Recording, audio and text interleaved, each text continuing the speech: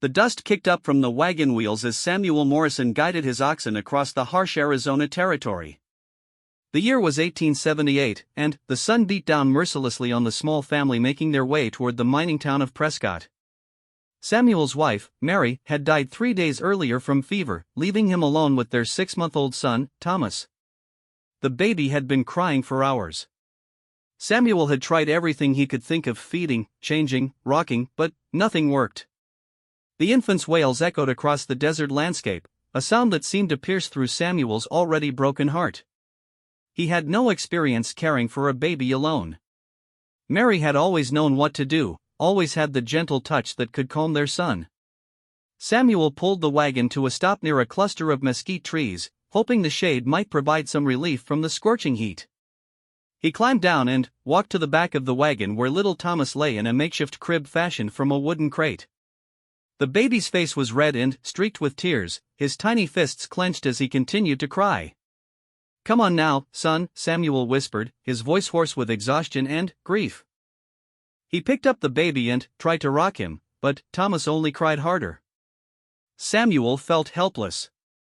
He was a man who could handle wild horses, fix broken wagon wheels, and survive in the wilderness, but he couldn't comfort his own child. The crying had attracted attention. Samuel noticed movement in the distance, riders approaching from the south. His hand instinctively moved to the rifle beside the wagon seat. In this territory, strangers could mean trouble. As the riders drew closer, Samuel could see there were 3 of them, moving at a steady pace toward his wagon. The lead rider was a woman, her long black hair flowing behind her as she rode. Even from a distance, Samuel could tell she was Apache. His muscles tensed. Relations between settlers and the Apache had been strained for years, with conflicts erupting regularly across the territory. Samuel had heard countless stories of attacks on wagon trains and isolated homesteads. As the 3 Apache approached, Samuel clutched his crying son closer to his chest. The woman dismounted first, followed by 2 men who appeared to be warriors. She was middle-aged, with kind eyes that seemed to take in the entire situation at once: the lone man, the crying baby, the fresh grave marker visible in the wagon bed that Samuel had carved for his wife. The woman spoke in broken English, her voice gentle despite the language barrier. "Baby cry long time. We hear from far away." She gestured toward the infant in Samuel's arms. "Little one needs help." Samuel stepped back instinctively, tightening his grip on Thomas. "We're fine," he said, though his voice betrayed his uncertainty. The baby continued to wail, as if protesting his father's words. The Apache woman studied Samuel's face, reading the exhaustion and desperation there. She had raised 5 children of her own and had helped deliver dozens more in her tribe. She could see that this white man was struggling, probably recently widowed based on the grave marker and his clumsy handling of the infant. "You travel alone with baby?" she asked, her tone non-threatening. Samuel nodded reluctantly. "My wife, she died of fever 3 days back. I'm trying to get to Prescott where her sister lives." The woman's expression softened with understanding. Death was something all mothers feared, regardless of their heritage. She had lost 2 children herself to disease and knew the particular pain of losing family on the frontier. "Baby hungry," she observed, watching Thomas's behavior. "When last time he eat?" Samuel tried to remember. Everything had been a blur since Mary's death. "This morning, I think. Maybe yesterday evening. I've been trying to give him water and some soft bread, but he won't take it." The Apache woman shook her head. "Baby too young for bread. Need milk." She looked around the desolate landscape, then back at Samuel. "No cow, no goat. Baby getting sick without proper food." One of the Apache men spoke to the woman in their native language. Samuel couldn't understand the words, but the tone seemed concerned. The woman replied, then turned back to Samuel. "My husband say baby will die if no milk soon.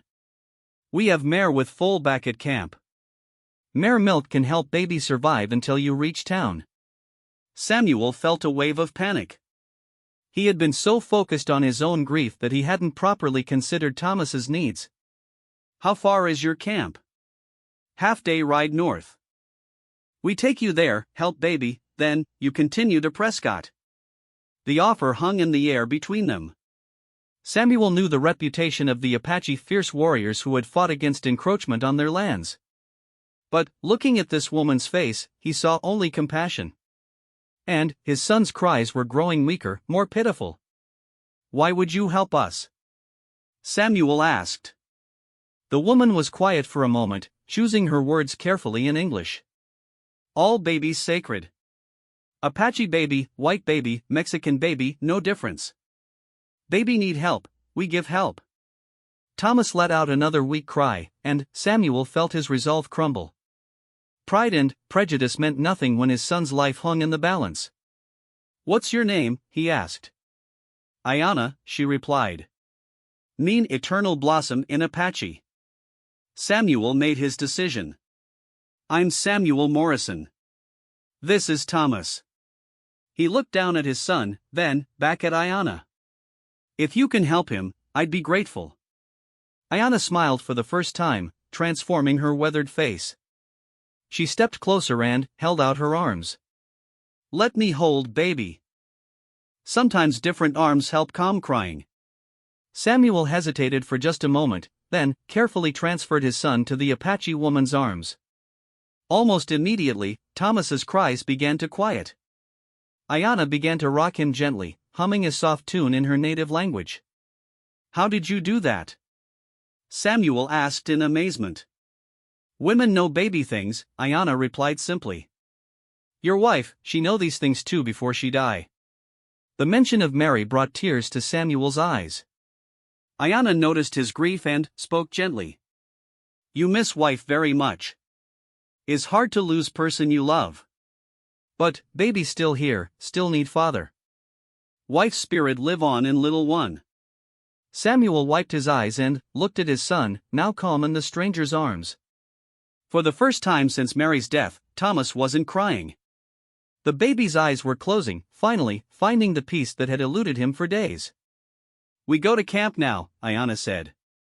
"Baby need food soon, and you need rest too. When did you last sleep?" Samuel realized he couldn't remember. The past few days had been a nightmare of grief, fear, and responsibility he felt unprepared for. "I don't know," he admitted. Ayana handed Thomas back to Samuel, and the baby remained calm. "You follow us. We take care of baby, take care of you.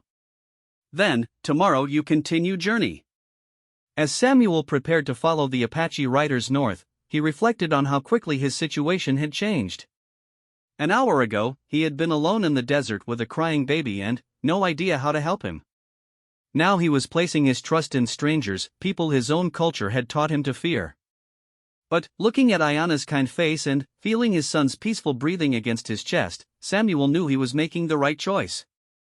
Sometimes help came from the most unexpected places, and sometimes survival meant putting aside old prejudices and accepting kindness wherever it was offered.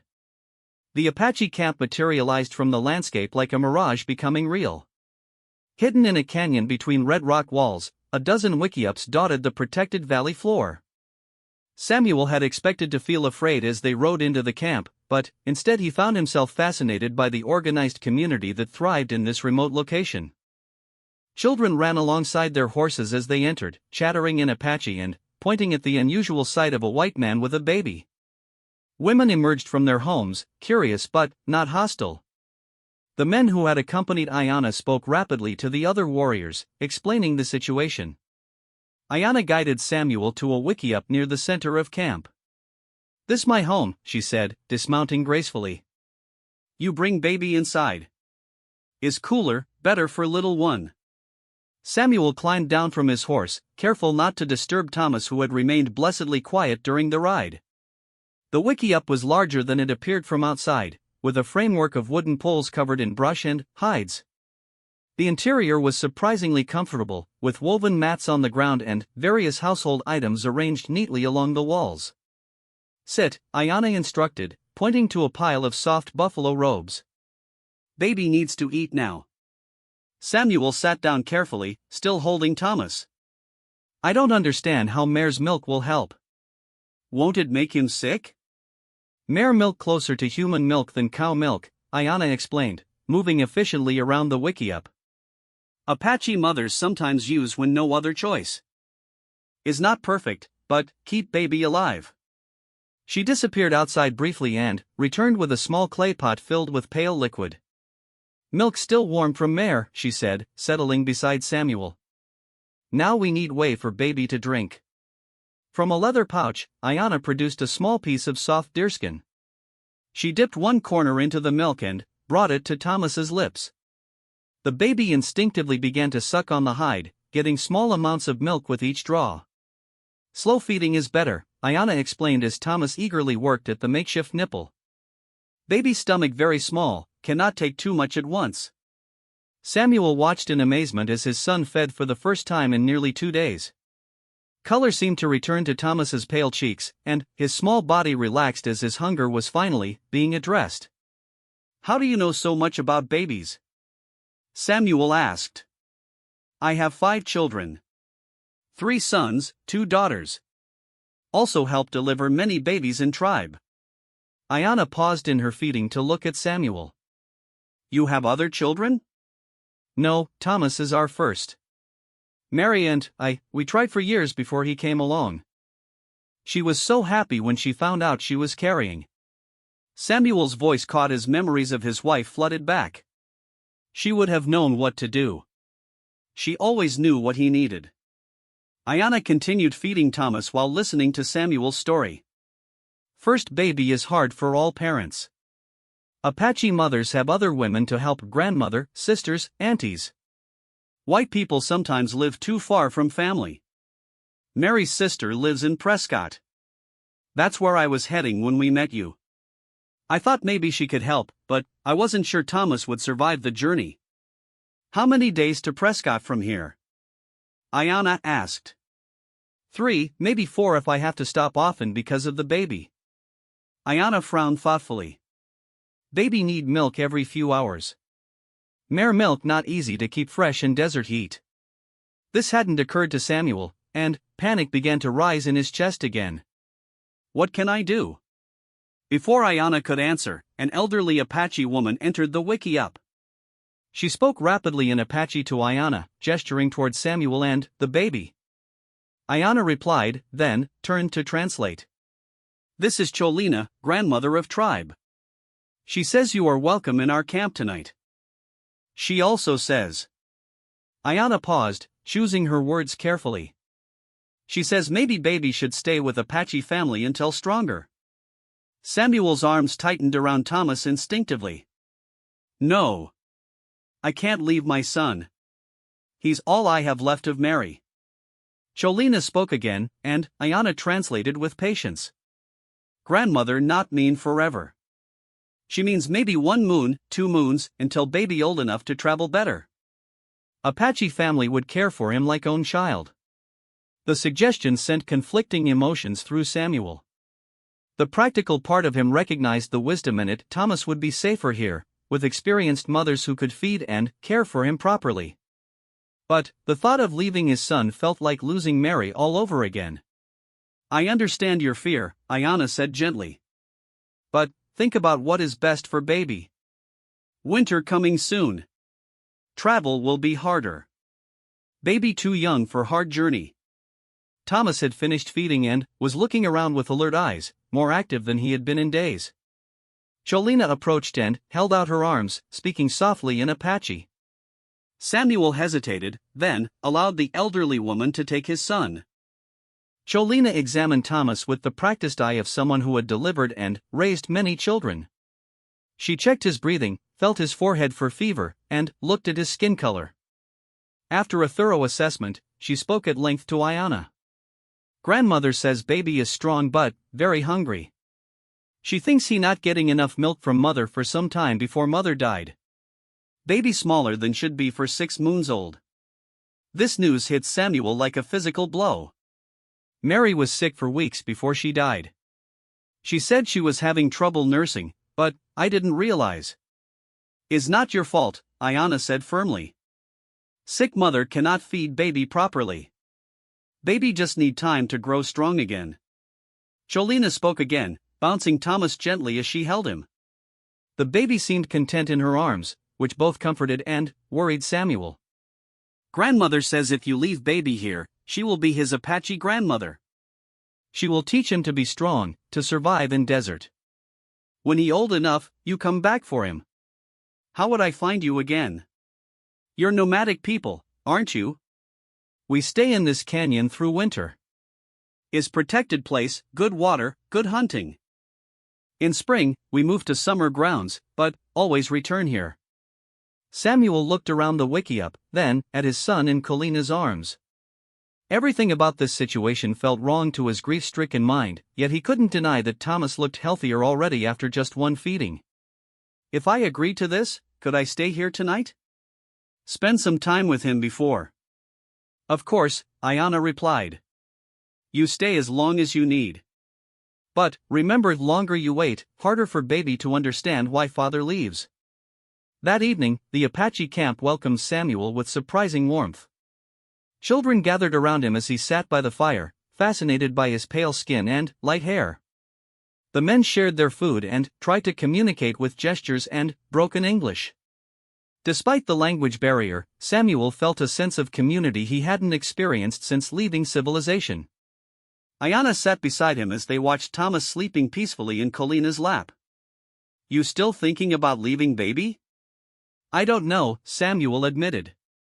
"Part of me knows you're right, he would be safer here. But losing Mary was hard enough. I can't imagine riding away from my son too."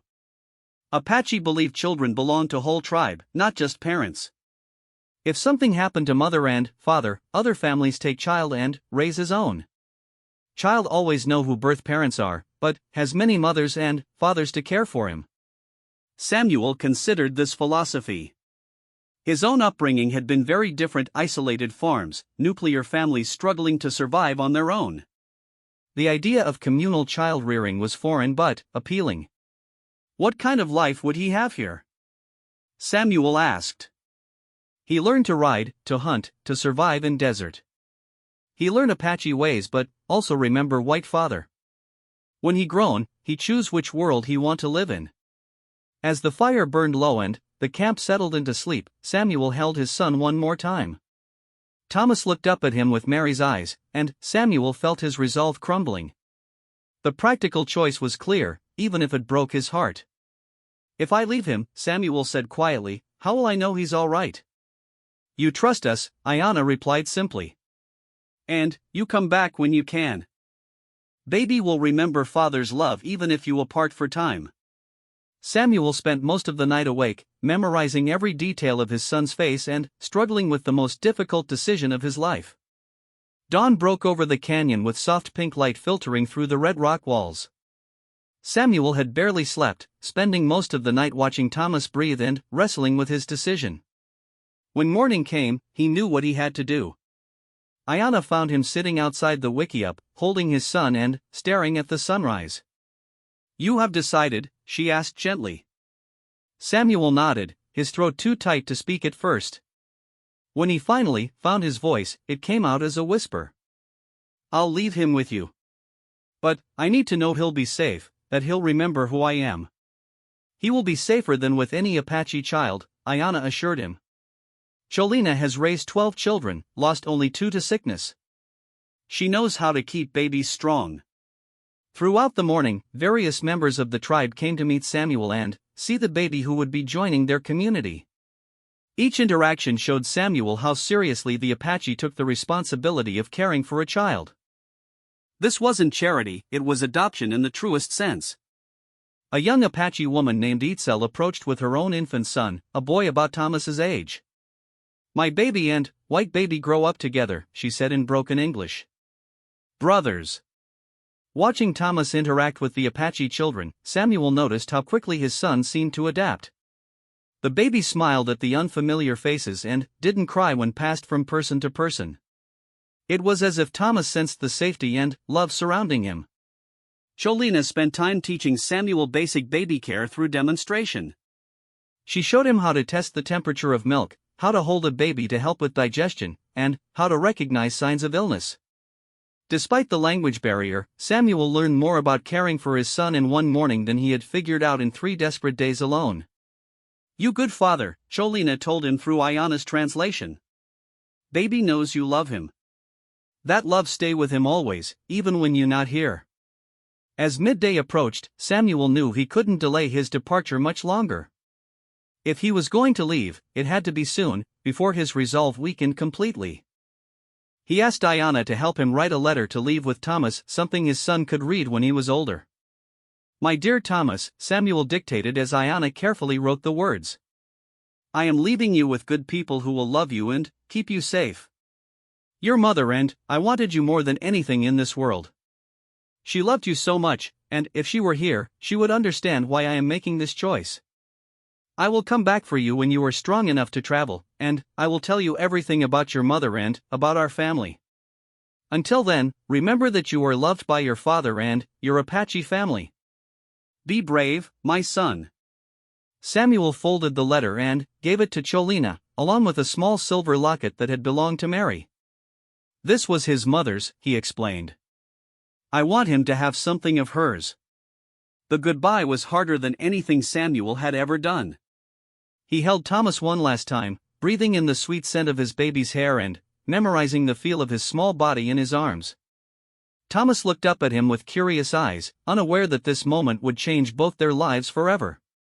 "I love you, son," Samuel whispered. "I'll come back for you, I promise." He handed Thomas to Cholina, and the elderly woman immediately began soothing the baby as he started to fuss. Samuel mounted his horse quickly, knowing that lingering would only make the departure more difficult. The entire camp gathered to see him off. Ayana walked beside his horse as he rode toward the canyon entrance. "You doing right thing," she said. "Hard choice, but right choice." "How will I find you again?" Samuel asked. "We be here every winter.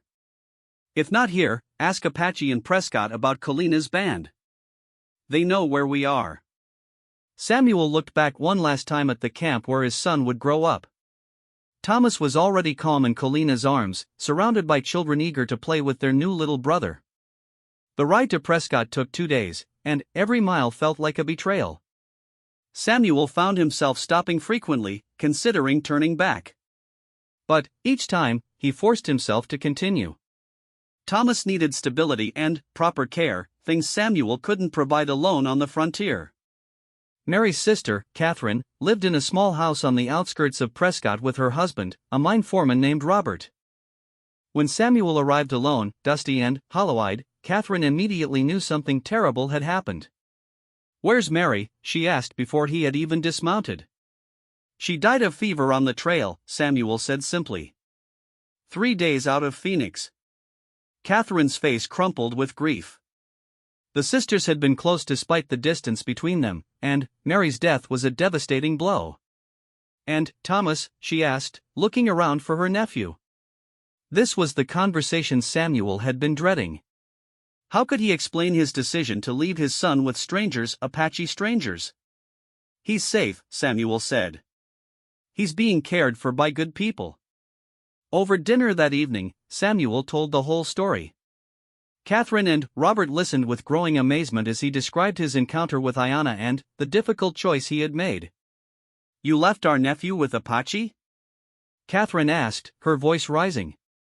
"Samuel, what were you thinking? Those people are savages." "No," Samuel said firmly. "They're not savages. They saved Thomas's life.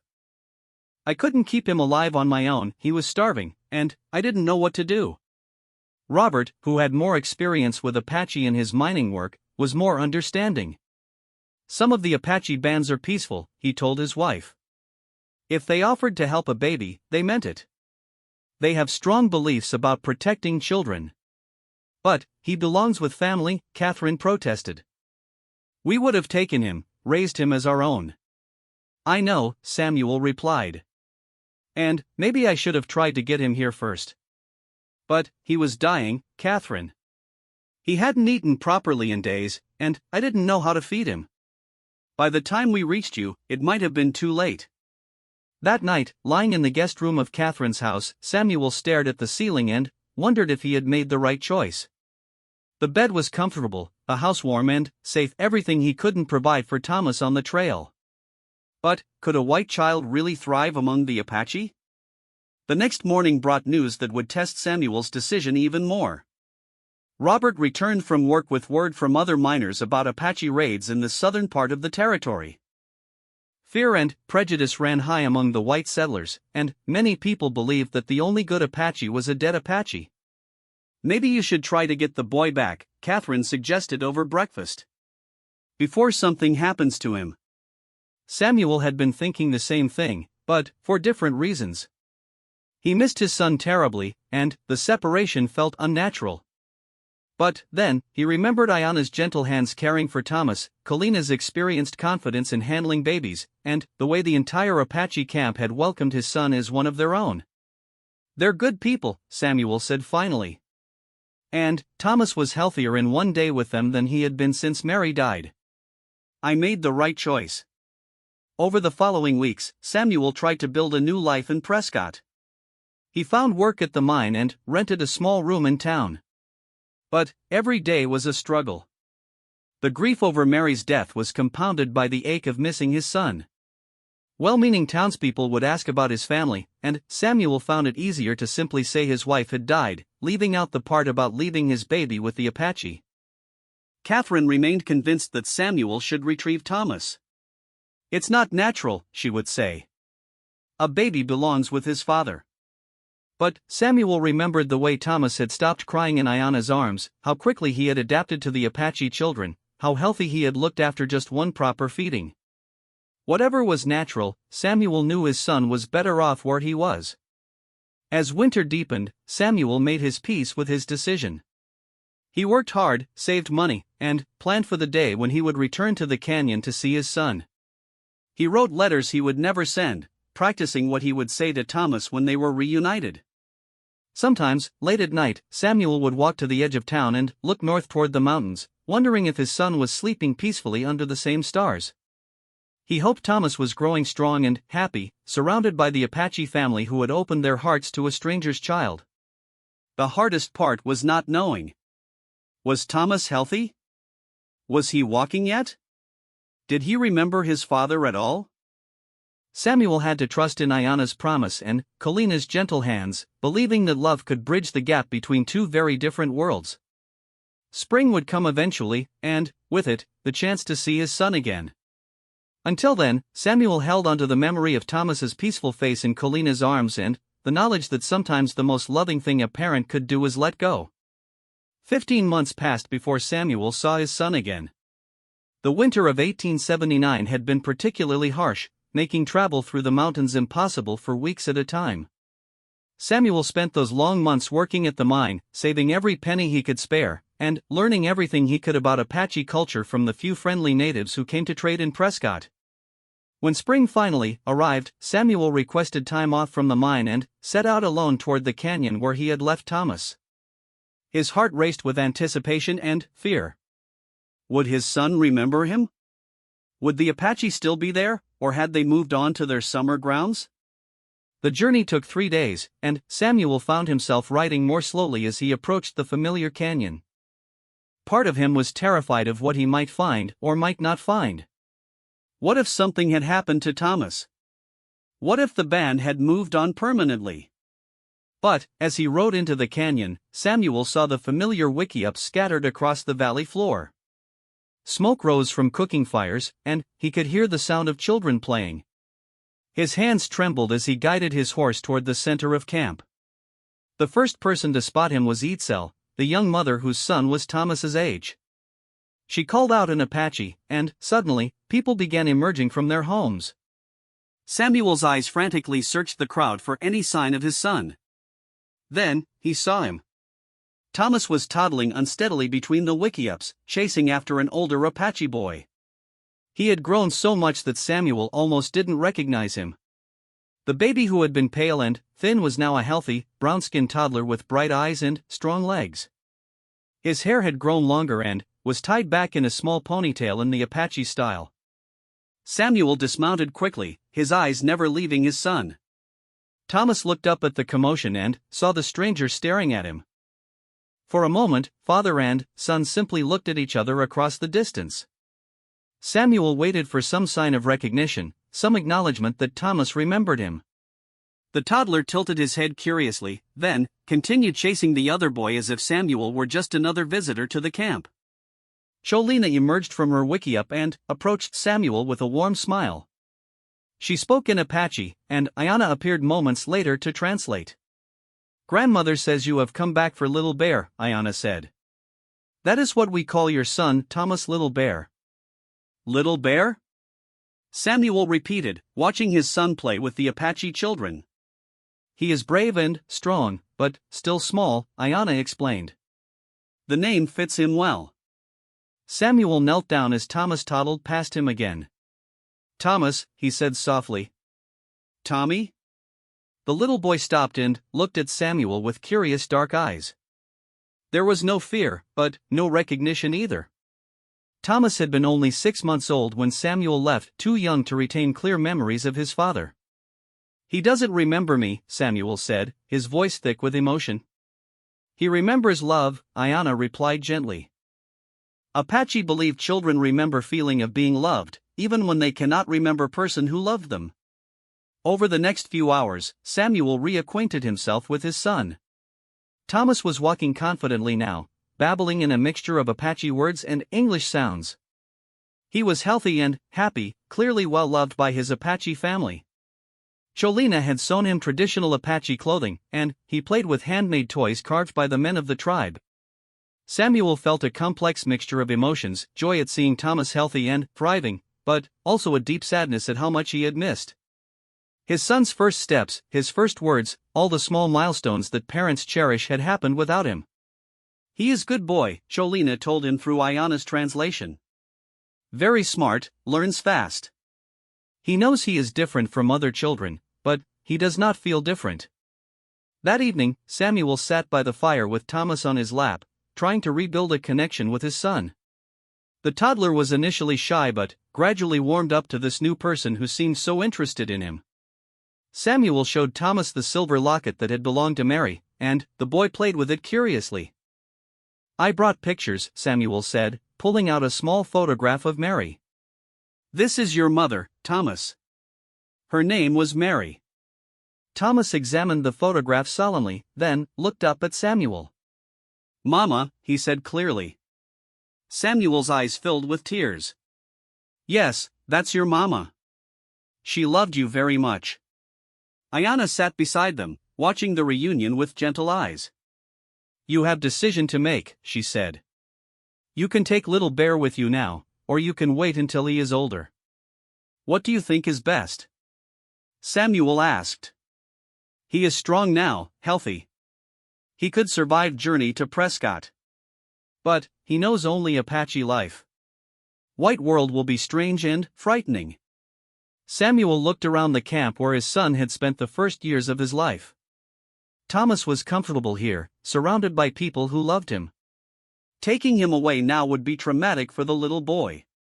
Could I stay here for a while? Spend time with him before deciding?" "You are welcome to stay as long as you wish," Ayana replied. "Little Bear should know his father before you take him away." Samuel spent 2 weeks in the Apache camp, learning about his son and about the people who had raised him. Thomas gradually became more comfortable with his father, though he still preferred Cholina and the other Apache when he was tired or upset. Samuel found this difficult but tried to understand these people were the only family Thomas had ever known. During his stay, Samuel also learned to appreciate Apache culture in a way he never had before. He saw their deep connection to the land, their sophisticated understanding of survival in harsh conditions, and their strong community bonds. These weren't the savages that white settlers feared, they were people with their own complex society and values. The men taught Samuel their methods of tracking and hunting. The women showed him how they prepared food and medicines from desert plants. The children, including Thomas, played games that taught important survival skills. Samuel began to understand that his son was receiving an education here that no white school could provide. One evening, as Samuel sat with Ayanna watching Thomas play with the other children, she asked him about his plans. "I don't know anymore," Samuel admitted. "I thought I would take him back to Prescott, raise him as a white boy. But, seeing him here, seeing how happy he is..." "You could leave him here longer," Ayanna suggested. "Let him grow up Apache until he is old enough to choose for himself. But, then, he might never know his white heritage. He might forget that he has a father. We will not let him forget. We will tell him stories about his father who loved him so much he left him with us to keep him safe. When he is old enough, he can decide which world he wants to live in." Samuel considered this carefully. It meant more years of separation, more missed milestones. But, it also meant Thomas could grow up in a loving environment where he was valued and cherished. "If I leave him here again, how will I know when he's ready to come with me?" "You will know," Ayanna said. "And he will know. Apache believe children will tell you when they are ready for new things." That night, Samuel made his decision. He would leave Thomas with the Apache for now, but he would visit regularly. As Thomas grew older, Samuel would gradually introduce him to white culture and let the boy decide for himself where he belonged. The next morning, Samuel said goodbye to his son once again. This time, Thomas seemed to understand something was happening. The little boy clung to Samuel's leg and cried when his father mounted his horse. "I'll come back," Samuel promised, kneeling to hug his son one more time. "I'll come back every few months to see you. You won't forget me, will you, Tommy?" Thomas wiped his nose with his small hand and nodded solemnly. "Papa come back," he said in his mixture of Apache and English. Samuel kept his promise. He visited the canyon every 3 months, watching his son grow from a toddler into a confident young boy. Thomas learned to speak fluent Apache and English, to ride horses and track animals, to respect both white and Apache traditions. As the years passed, Samuel realized that his son was becoming something unique, a bridge between two worlds. Thomas understood both cultures and could move between them easily. He was equally comfortable in an Apache wickiup or a white settlement, equally skilled with traditional Apache weapons or modern firearms. By the time Thomas was 7 years old, he had begun asking more questions about his white heritage. Samuel brought him books and taught him to read English. They talked about Mary and about the world beyond the canyon. Gradually, Thomas began spending longer periods in Prescott with Samuel and Catherine. The boy's transition between worlds was easier than anyone had expected. His Apache upbringing had given him confidence and adaptability that served him well in any situation. He was curious about everything, respectful of everyone, and wise beyond his years. When Thomas turned 10, he made his own decision about where he wanted to live. "I want to go to school in Prescott," he told Samuel during one visit. "But I want to come back here every summer." It was the perfect solution. Thomas would receive a formal white education but maintain his connection to the Apache family who had loved and raised him. He would never have to choose between his two worlds, he could have both. Years later, when Thomas had grown into a successful man who worked as a translator and mediator between Apache bands and white settlers, people would ask him about his unusual upbringing. He would tell them about the Apache woman who had offered to help when he was a crying baby, and about the father who had been brave enough to accept that help. "My father gave me the greatest gift possible," Thomas would say. "He gave me 2 families, 2 cultures, and 2 ways of seeing the world. I am stronger because of both." Samuel never regretted his decision to leave his son with the Apache. In trying to save Thomas's life, he had given his son something much more valuable than safety. He had given him the wisdom and strength that came from being loved by 2 different peoples. And, in the end, that love had created a man who could help others bridge the divide between 2 worlds that too often viewed each other as enemies.